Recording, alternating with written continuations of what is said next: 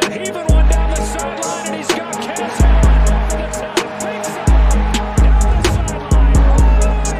Touchdown. His signature move and his signature performance. Allen, big ball one more time. 58 yards this time. You're listening to the Bruin Bible. This is your host, Will Decker, bringing you UCLA football content all throughout the year for LA Football Network. What is up, Bruin Bible listeners? We have another advertisement for you. We are so lucky to be sponsored by the great people at Athletic Greens. I started taking Athletic Greens specifically because I was lacking energy, lacking focus throughout the day, and needed some special pick-me-up ingredients to make things happen in my life. Athletic Greens has done just that. I've become absolutely addicted to the process. It has over 75 high-quality vitamins, minerals, whole food source ingredients, probiotics, adaptogens to make your life easier by doing this during the day. I like to take it to start my mornings off. I like to do it before a workout. Makes you feel energized, focused, and just have a lot more energy throughout the day than I typically expected. Right now it's the time to reclaim your health and arm your immune system with convenient daily nutrition. It's just one scoop in a cup of water every single day. That's it. No need for a million different pills and supplements to look out for your health. To make it easy, Athletic Greens is going to give you a free 1-year supply of immune-supporting vitamin D and 5 free travel packs with your first purchase. All you have to do is visit athleticgreens.com/LAFB. Again, that is athleticgreens.com/LAFB to take ownership over your health and pick up the ultimate daily nutritional insurance. Athletic Greens, a game changer when it comes to your health and your focus and your mindset. Now to the Bruin Bible. What's up, Bruin Bible listeners? This is your host, Will Decker. Wanted to bring you the sponsors for today's episode, Bet Online, where the gambling starts. I've got a bunch of good bets going on right now. I've got the Lakers making the playoffs. We've got futures bets coming around for MLB baseball. March Madness is around the corner. NBA playoffs on the horizon too. Make sure to check out all of the gambling and all of your gambling needs at Bet Online, where the gambling starts. Make sure to use promo code LAFB to get a little discount. Everything is great on Bet Online. I use it weekly for all my gambling needs. Make sure to check it out.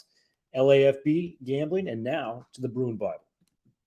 What is up, and welcome back to your favorite podcast in the offseason for UCLA football. Will Decker, your host. I'm here with the man, the myth, the legend. He's not a businessman. He's a businessman. Mr. Jamal Madney in the cut. One of my favorite people to talk to about UCLA football, life, you name it. Madman, how are we feeling, especially with UCLA getting this number 2 seed when it comes to the hardwood? Feeling great, Will, and so great to be on as always. This is home. I've always said that, and you are a brother from another mother. So it's always great to be on, my man, and I'm very excited. Obviously, there was a lot of conversation and consideration of whether UCLA should be a 1 seed, frankly, and but a 2 in the West. Basically, in terms of all of the major polls, USA Today coaches poll, as well as some of the deeper analytics polls like Ken Palm and others, UCLA's been a top 2 to 4 team the whole year in the entire country. And so this is a team that is the 5th best odds to win the national title going into the tournament. And this is one of those years where they have a great combination of senior leadership and some younger guys with some NBA type upside. And you put that together and magic could happen. Now they're in the West, so they're going to have their fans travel. The West is a little bit of a group of death this year in the NCAA tournament with the likes of Gonzaga and Kansas. So it should be really fun. But I've got the Bruins going to the Final Four, and I've got my Bruins winning the whole thing. And wouldn't that be so special and inspiring, Will, for the football team to see the basketball team win it all and really as to supercharge their 2023 season? So I'm fired up. The madness is in March, and here we go. Man, it's just a great time to be a UCLA fan. We saw what the soccer team did in the fall this year. Softball was ranked number 1 a couple weeks ago. Still going to have a chance to take the whole thing in softball. Basketball, top 5 odds to, win the entire NCAA basketball tournament. And football is taking a turn for the better. And to kind of, celebrate that March Madness this year, one of the best times in college fandom as a whole. Madman, I got to give you all the credit on this one. You came up with this concept. We are going to compare which UCLA basketball players on the current roster with this team that we've gotten to know over the past few years are most similar to UCLA players on the current roster. It's a fun kind of cross-referencing exercise. And, I did my lunch break today at the office. I'm checking out highlights of, your Tyger Campbells, your Jaime Jacquez's, your Jaylen Clarks, your Amari Bailey's, just to try to find which player, with their personality and what they bring to the table would be good fits. Madman, how much time and thought have you put into this concept? Because I think this is going to be one of the better, kind of ideas we've had on the Bruin Bible. Thriller, I think about this a lot. I bleed UCLA football and basketball, so when you say how much have I prepared, a better question is asking my wife, how much time have I spent not listening to her when she's talking about really important things? Because that's the correlation of how much time I prepared for this. Well, we got a fun one to kind of get it into you guys for UCLA fans before the tournament. Make sure you're watching. They're a 2 seed. They're going to be playing UNC Asheville in the death bracket, which is the West. But if you want to be the best, you got to beat the best. We love it with UCLA. We're a competitive bunch. The guy I want to start with, Jaime Jacquez. It's a guy that, I think in the classic college spectrum, he's been one of the, favorites of UCLA fans over his last 3 to 4 years on campus. And just a guy that, you have the classic college basketball player that feels like they've been there for like 6 or 7 years. That's how we feel with Jaime. And it's not, to say that we've, it's because we hated it. We've loved every second of having Jaime on campus. A guy that's in the running for National Player of the Year this year. A guy that's, holds several records for UCLA. This is an interesting one. I've got my take on who I think would be best fit for him at UCLA on the current roster and the construction.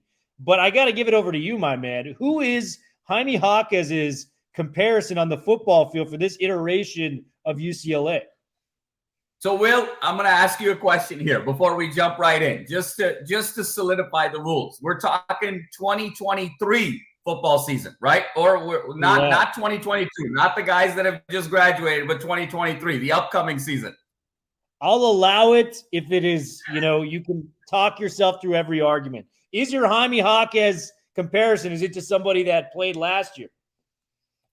No. So, Will, for me, I'm going, there's a Jaime Jacquez on the 22 team. There's a Jaime Jacquez on the 23 team. For me, when you say Jaime Jacquez, you talk about the heart and soul of the team, a guy who, like you mentioned, Will, played for 5 years, who loves UCLA, who's had to go through a lot of adversities to get to where he is and become a superstar of this team. He was really thought of as a role player to begin with, a 6th, 7th man type of individual, worked on his game tirelessly to get to where he is, had to climb so many obstacles to get to where he is today, and really epitomizes the values, the true Bruin values of UCLA, of integrity, of honesty, of work ethic, of doing things the right way. And so for me, when you look at that and you look at who's on this upcoming 2023 roster that solidifies that, to me, it's Oluwafemi.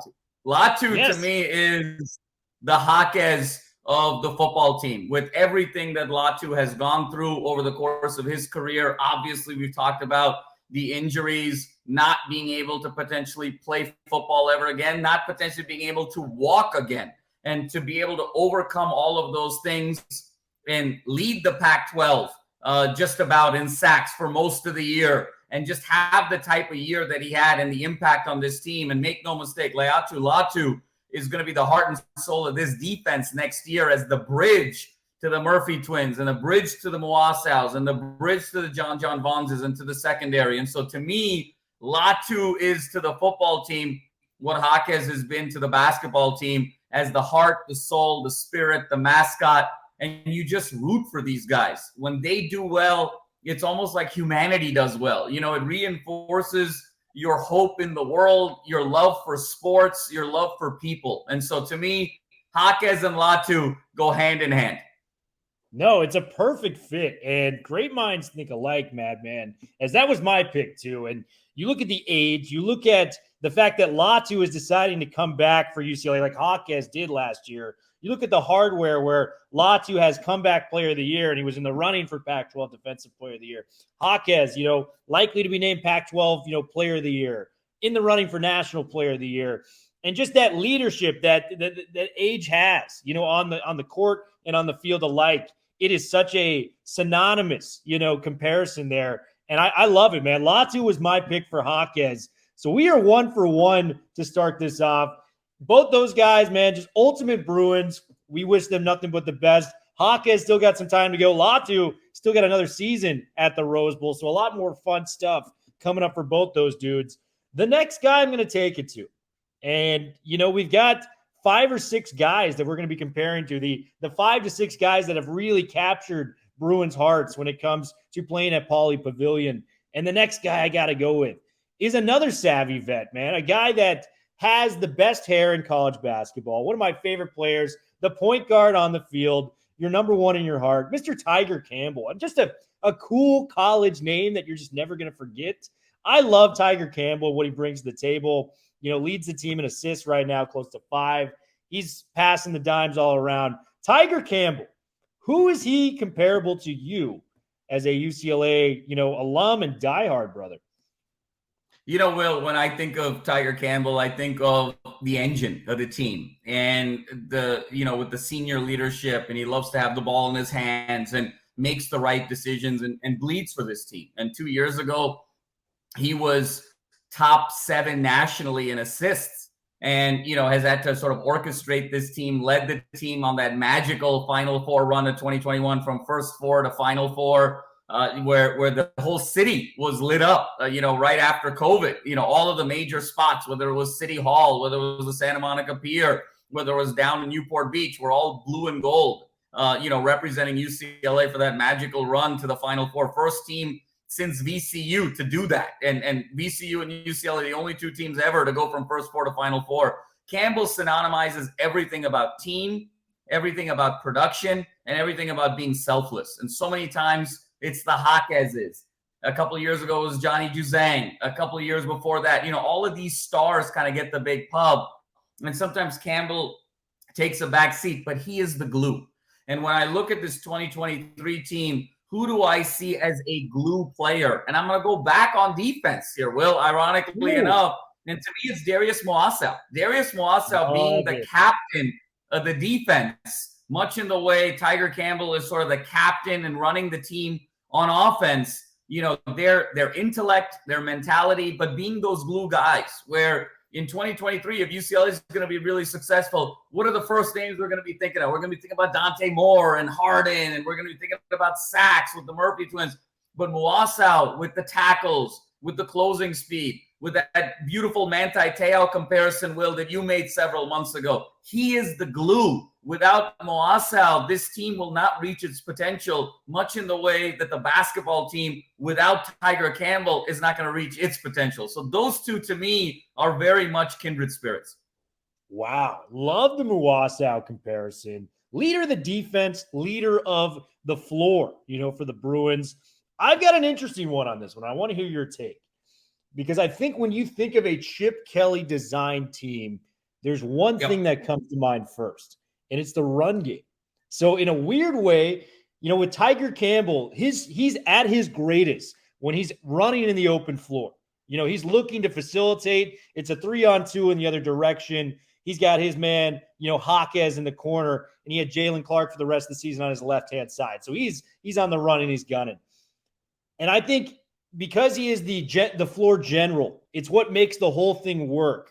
The run game for UCLA is how the whole thing works for UCLA on offense. Everyone that knows Chip Kelly knows he's a mastermind when it comes to the run game. So the guy I pegged him as was TJ Harden. And I know a little different because, Tyger is, the savvy veteran and Harden is kind of just coming into his own.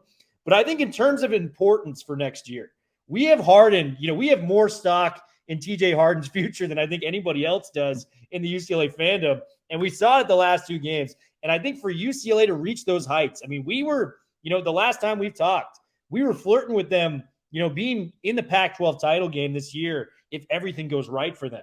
And I think for them to reach those heights, especially with, in all likelihood, a true freshman quarterback taking over, we expect him to be very good.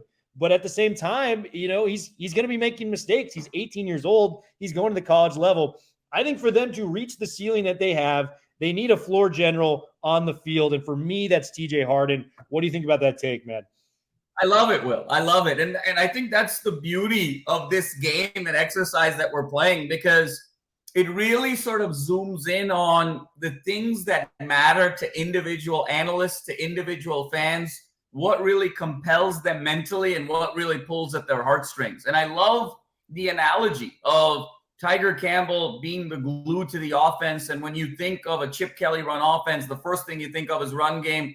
And obviously, TJ Harden has to be a leading man. And so I love that analogy. And I completely agree with you in the regard that for UCLA to be the double-digit win team that we know they can be, for them to be the team that's in the Pac-12 championship game, threatening for a conference title, threatening for even more moving forward, Harden is going to have to be kind of the bread and butter in terms of the football scheme, the way that Tyger Campbell is the bread and butter for UCLA's offense. Everything sort of begins with Campbell, top of the key, dribbling, surveying the field, assessing the defense, making right decisions, getting into pick and roll, or getting on the wing, finding a post player, or sort of going around the baseline, popping it over to a wide open shooter for a three. So everything is sort of starts with Tyger Campbell, and then you get variation off of that, much in the way it's all going to begin with that stretch zone run play to TJ Harden, and then all the variation comes off of that in terms of RPO, in terms of getting the tight ends involved, in terms of the deep ball, in terms of misdirection, and so forth. So I love that approach, and I love that perspective. I think it's just the importance on both sides. You said it so poetically there with the Tyger Campbell and TJ Harden comparison. This guy was my favorite player, and I just want to wish him success moving into the future, especially off this serious injury. Jaylen Clark. This guy was my favorite player to watch this year. And, I think a lot of UCLA fans are just, hurt that he cannot play in the tournament. Our thoughts and prayers go out to him. This guy meant as much to the UCLA program this year as anybody in Jaylen Clark. Who is your comparison? I've got one in the back of my mind that I hope you do not use on this one. But I am excited to hear your take, as I know you're going to kill it any way you go. Thriller, first of all, Jaylen Clark is one of my favorite Bruins, and I was so happy for him this year where he broke through. He won Pac-12 Defensive Player of the Year, and it was so ominous and poetic in a way, because at the start of the season, if you recall on Twitter, he said, "This is going to be my Russell Westbrook year in Westwood." And he was the first Bruin to be named Pac-12 Defensive Player of the Year since Russell Westbrook in 2008.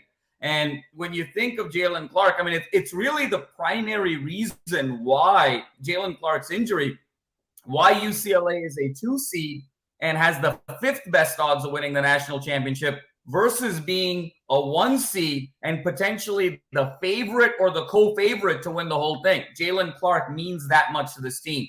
But when you think about Jaylen Clark, besides obviously the values and what he epitomizes and just a great guy to root for, the first thing you think of when you think of Clark is two-way player. Arguably the best two-way player in America, offensively and defensively. He's going to lock up your best guy on defense, and then on offense, he's got that beautiful floater. He's a slasher. He'll hit a couple of shots. And so it's that versatility of being two-way. And when I think about the football team and I think about a guy who's two-way, I think of John Vaughns. And to me, it's John Vaughns, that hybrid, Will, between being a linebacker and being a safety. We talk so much about John Vaughns being that kind of that Derwin James of UCLA.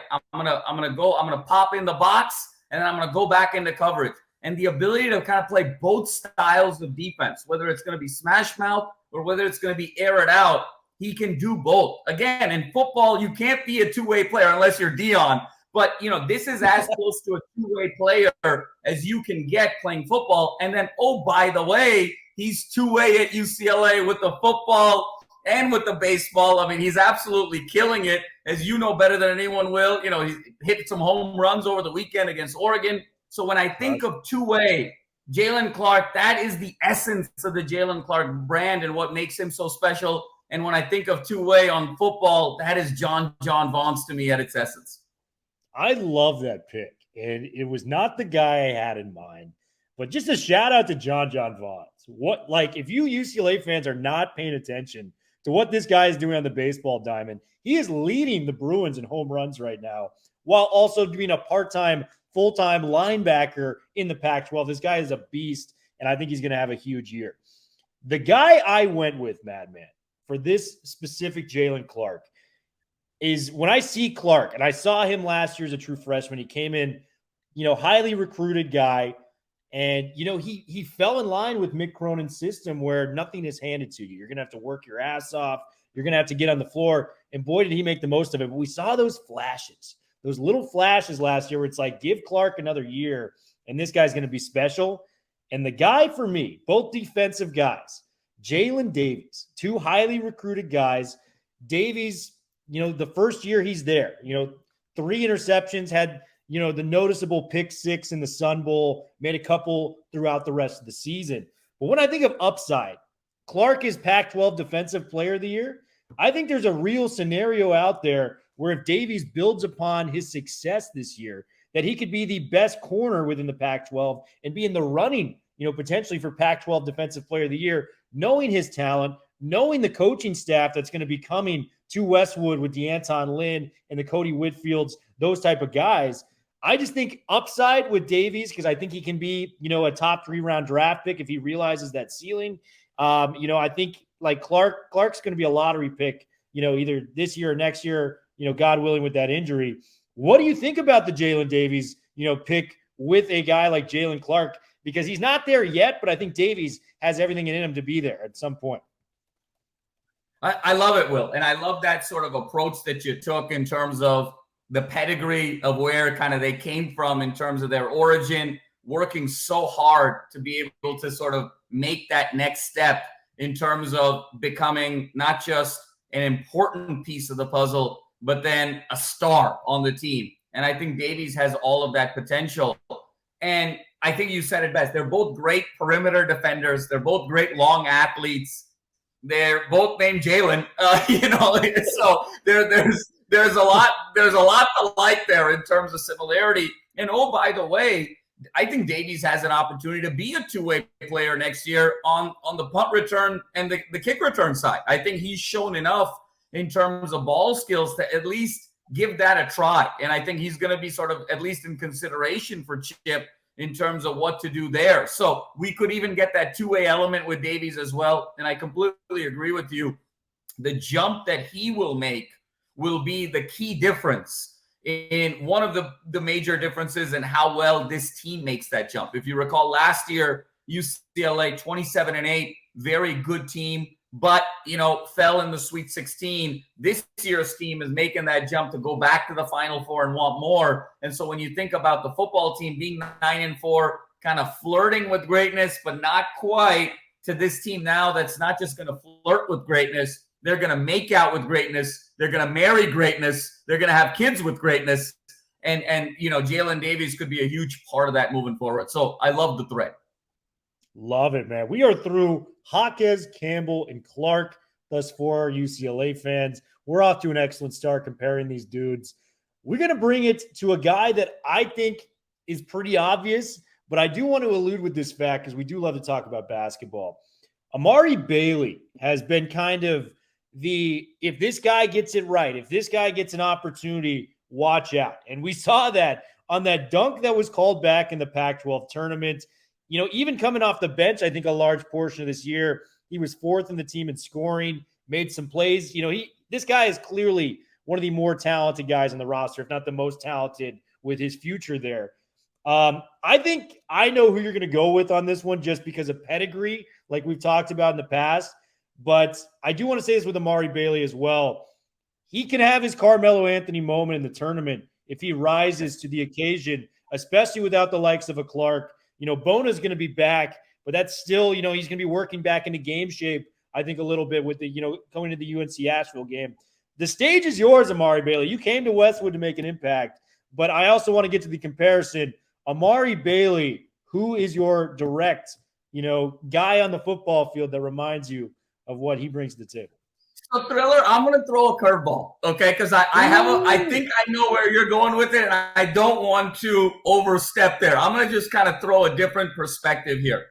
For me, Amari Bailey, and I completely agree with you. I love the Carmelo Anthony comparison. I've been telling friends, colleagues, in saying that if UCLA wins the national championship, my odds-on favorite for most outstanding player is Amari Bailey, because he is the guy that in this style of college basketball, he has something that Jacquez doesn't have, that Tyger Campbell doesn't have, that Singleton doesn't have, and that is the ability to create your own shot off the dribble. That is a very rare skill in the college game, and it's the guys that can do that. That is the separation outside of the physical stuff, outside of, the frame and all the other things you can teach at the NBA level. What you can't really teach is the frame and the ability to get your shot off the dribble, to create your own shot and to create for others. And that's what makes Amari Bailey so special.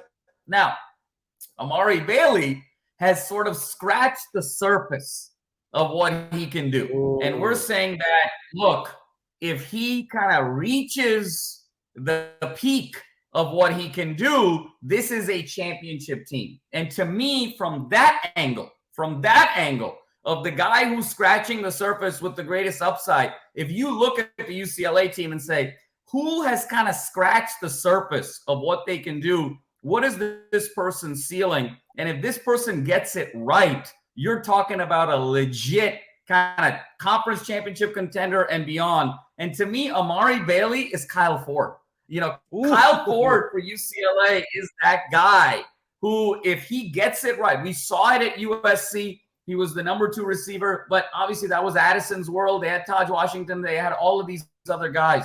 There is nobody quite built like Kyle Ford on this UCLA team, and really in the landscape of college football. Kyle Ford is this incredible pro prospect. Amari Bailey is an incredible pro prospect.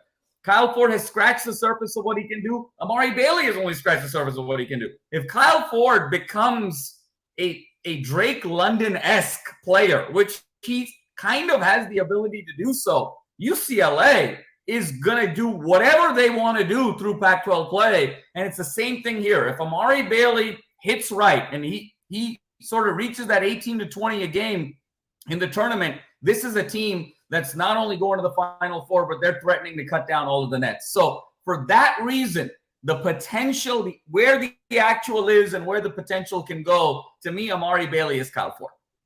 I love that take. And for people that forget, I think Kyle Ford has been in some of the most stacked receiving rooms.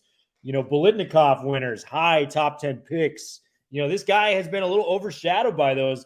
But this guy was a very high recruit coming out, similar to what Bailey is. I think he switched to UCLA for more of an opportune situation for him. And we're going to see that play out, for, odds on the first pass-happy UCLA Bruins team we've had under Chip Kelly, a pass-first style, which I am excited to see, man. I think it's going to be really fun to integrate those two guys. Spoiler, the other guy on the side of Kyle Ford, I got him coming in at some point during this conversation. I'm not going to say when. But the guy that I believe to be the most similar to an Amari Bailey, pretty obvious, Dante Moore. And I want to say this. I think we predict Bailey, kind of started off a little slow, kind of coming into his own at the end of the season. I think that's a best win scenario for UCLA fans if Dante Moore starts to feel it at the end of his freshman year. With more time, with more reps, I think that is going to be the situation we're going to keep a close eye on. There's going to be some frustrating moments with Dante Moore to start. I'm just going to say it. That is the reality of a true freshman quarterback starting NCAA football. However, if he is peaking like an Amari Bailey is right now to end the season, like I anticipate him to, he's too good, too talented not to be the true freshman starter this year and not to be making plays by the end of the year. That's the guy for me. Because if this guy gets it right and he can go to that another level, and I think you can ask anyone in Pac-12 stats, we probably have one of the best defensive lines within the Pac-12. We probably have one of the best linebacking rooms in the Pac-12.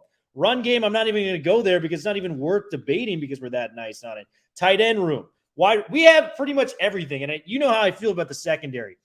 If Dante Moore can go to that another level, we could be talking about making our version of the Final Four, when it comes to college football, if Moore truly is the chosen one. So I think for both of those, Bailey trying to get UCLA to the Final Four, Dante Moore trying to get UCLA football to the Final Four, I think it's a natural comparison. What do you think about that, man? Absolutely, Thriller. And that was, that's the other one, right? That's the mainstream, perfect sort of mirror image there. And I wanted to throw a curve. I'm going to throw one more curve at the end, to sort of solidify it. But I completely agree with you, right? When you look at who's the guy with sort of this massive upside who can really be the centerpiece of the team to win the championship, like you think Amari Bailey, you think Dante Moore, you think of Dante Moore in some angles, number 2 recruit in the country, some number 3 recruit in the country. Amari Bailey was the number 1 recruit in California. And so 5-star, decorated. There was a special on Amari Bailey just yesterday about him walking through the basketball center and just talking about all the great players that have played here before and what an honor it has been to play at Pauley Pavilion and be a UCLA Bruin. And you can tell that Dante Moore talks very similar to Amari Bailey about what it means to be a UCLA Bruin and wanting to come and play for Chip and that legacy, but also that Bruin legacy. So they don't just play big and have big potential. They think big and they act big. And that's where that similarity makes so much sense to me. And look, from your mouth, Will, to God's ears, that Amari Bailey is the most outstanding player of the 2023 tournament. I'll tell you right now, Will, you are going to have to find somebody to do this show for 4 weeks. Okay, if UCLA wins the whole thing, because I'm going to lose my voice for a month if that happens. All right, I'm going to be drinking hot tea and soup. It's going to be Indian chai and Persian black tea to get my throat back to a place where I can actually provide value to the Bruin Bible if the Bruins win the whole thing in basketball. Yeah, we're going to get requests from the viewers going, where's Madman? It's middle of May at this point. I'm going to be like, last we heard from him was Bourbon Street 2 weeks ago. We have not heard or found him whatsoever since then. Final Four is in Houston this year, so that should be pretty fun. New Orleans, a very easy drive from Houston. Just going to throw that out your way, Madman. When you're on the victory tour celebrating our UCLA Bruins taking it down. We got 2 more guys I want to touch on. We're not going to get to Mac Etienne on this show. I'm sorry, UCLA fans. We're going to be talking about David Singleton and Adem Bona. So these 2 guys. Which guy do you want to go with first? And I'll let you just – It's your world, Thriller. I just live in it. It's your call. Easy, brother. Easy. We'll go with David Singleton. I have a good comparison for this guy. I'm excited for you to hear him. You, as always, lead us off, brother. So, Thriller, I think this is where there's going to be, some crossover in terms of, order, right? I mean, there's some guys that you picked and vice versa. When I think of David Singleton, I think of a guy who provides a very necessary value to this team, and he's one of the guys that sort of uniquely provides it. And so David Singleton, to me, is the shooter on this team because there are nights where UCLA kind of ebbs and flows offensively. There are nights where they're just clicking on the offensive side of the ball, and then there are nights where there are droughts and it gets crowded in the paint and spacing. Jacquez likes to sort of operate in the mid-post. Jaylen Clark likes to operate in the mid-post. Tyger feels his best when he's in the mid-range. Even Amari Bailey with that first step left, and he loves to sort of bring the ball over and go left. All these guys are sometimes drive-first guys. And so when you have 4 drive-first guys, the court gets a little crowded, and it becomes a little bit challenging. Singleton is the guy who's the pure knockdown shooter that's able to kind of solidify things for the team and does so very beautifully. And so to me, when I think of, the team offensively, who is the guy that's going to kind of do the thing that no one else can really do on this team for next year? I think of Sturdivant and, as the guy who is going to be, that deep threat, what's the thing that Kyle Ford can't do, the thing that the other receivers can't do. He's going to stretch that field vertically, very important. the way David Singleton can stretch the court, Sturdivant is going to be able to stretch the field. And the way that Singleton can kind of uniquely do it for this UCLA roster, Sturdivant can sort of only uniquely do it for the UCLA football roster. And so shooting is so imperative in March, and being able to throw the ball downfield is so imperative in December and January. And so to me, that is sort of a match made in heaven when you kind of sync those two guys up, especially when you look at the modern games. In March Madness, you have to be able to shoot down the stretch of games, be able to stretch those teams out that play these great zone defenses. And obviously in college football, especially in this version of the Pac-12 with these great quarterbacks, you have to be able to throw the ball down the field to be able to get chunk plays, to sort of stay on schedule on the scoreboard. So to me, Singleton is Sturdivant, Sturdivant is Singleton. Man, well, you took my pick, and it just shows that we think similarly when it comes to this. I think it was a phenomenal pick. And the word that comes to mind for me is X factor. If David Singleton hits, 3 to 4 threes a game, you're feeling like we should win this game. There's no reason we should lose. If Singleton's providing that extra little spice that he does, that you're right, nobody else can do. He is shooting an astounding 43% from 3 this year. And in comparison, the next closest guy with enough reps to qualify is actually Amari Bailey at 35. That is a huge gap. Like, they need Singleton's threes, especially in March. And just that big play. The 3 ball is a big play in basketball. It's the most points you can get on a single shot when it comes to that game. And I think with Sturdivant, that speed, man, he's the X factor for UCLA coming into next year. We saw what he was able to do with Cal. And if he can just have those 3 to 4 big plays, maybe similar to what Bobo did on third downs last year in big situations, that's the X factor. That's what it takes to win these tight, lip ball games. It could come down to just a broken play where Sturdivant goes for 60 yards. And that's the difference of the game. Like, that's how close it can be against these Utahs, these USCs, these different, situations.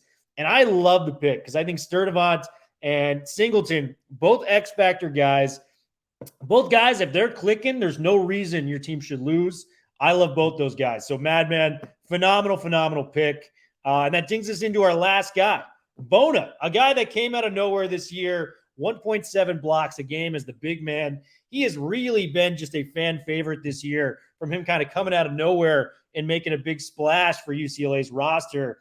Bona's an interesting one, and I'm interested to hear your take on who you picked for the last guy in the Bruin March Madness to 2003 football, transfer crossover. So what do you got for me, Madman? So Thriller, this one, I'm going to throw a real curveball to you, and it may shock you. But, when you look at this UCLA team, and I follow UCLA basketball as religiously as I follow UCLA football, when you talk about who is the most valuable player on the UCLA basketball team, to me, without question, it is Adem Bona. Adem Bona gives this team a dimension that takes them from a very good Sweet 16 type of team to a team that can win it all. And that was sort of a testament even to the fan base. As much as I love Jaylen Clark, and I love Jaylen Clark more than anyone, when Jaylen Clark got hurt, we were devastated. But then when you stopped and thought about it and said, you know what? If Singleton and Dylan Andrews play by committee the way they're capable of playing, we can sort of offset Jaylen Clark. You cannot offset Adem Bona. Adem Bona is an absolute physical freak. He is a terror. The way he clogs up the middle, the way he rebounds, the way he defends, the way he blocks shots, the way he is an anchor in the middle, he changes the whole geometry of the game for UCLA.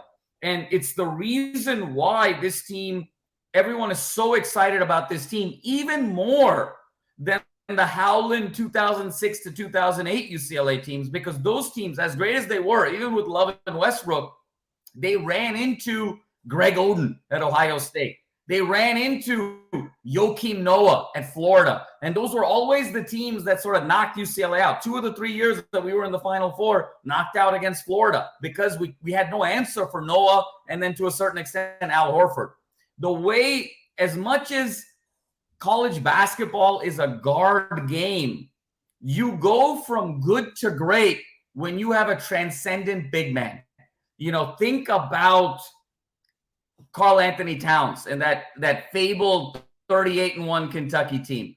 Think about the DeMarcus Cousins. Think about Jahlil Okafor at Duke. Think about these bigs that have transformed these teams for a particular season.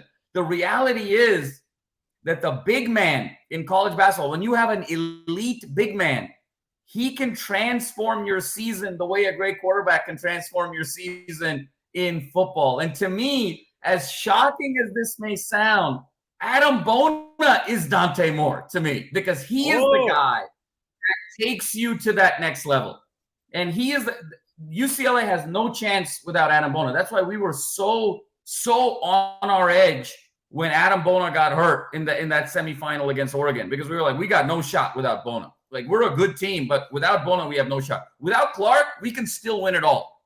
Without Bailey, we could still win it all if Clark was there. These other guys are somewhat interchangeable. The one guy you cannot replace, the one guy who's completely non-interchangeable, the one guy who changes the geometry, the projection of your season, of your strategy, of your game, is Adem Bona. Dante Moore changes the whole complexion, the whole trajectory, the whole strategy of UCLA football. He is irreplaceable. If we lose Kyle Ford, there's probably, by committee, we can replace it. We lose Sturdivant, by committee, you can do something. TJ Harden, by committee, you can do something. John Vaughns, you can do something.